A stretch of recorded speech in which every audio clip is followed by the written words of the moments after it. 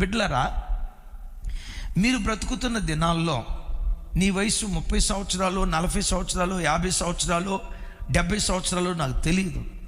నీ కళ్ళ ముందు పతనమైపోయిన కుటుంబాలు కొన్ని ఉన్నాయి.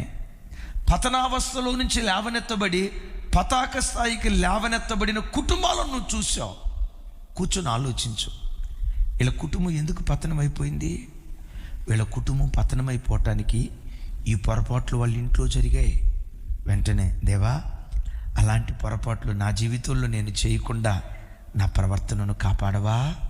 ఇలాంటి బుద్ధిహీనపు నడత నా జీవితంలోకి రాకుండా ప్రతి క్షణం నా జీవితాన్ని జాగ్రత్తగా కాపాడుకునే కృపదయ చేయవని నీ కళ్ళ ముందు కనపడే కుటుంబాలలో నుండే నువ్వు ఒక పాఠం నేర్చుకునే దానిగా నువ్వు మారాలి.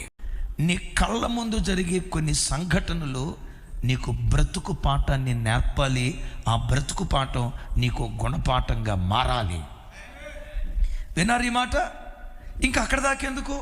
మీరు చదువుకున్న స్కూల్లో నీ క్లాస్మేట్స్, నీ కాలేజ్ మేట్స్, నీ బెంచ్ మేట్స్ ఉన్నారే, చూడండి, చదువుకున్న అదే కాలేజీలో చదువుకున్న అదే 10th క్లాస్ స్కూల్లో చదువుకున్న ఒక ఆయన కలెక్టర్ అయ్యాడు.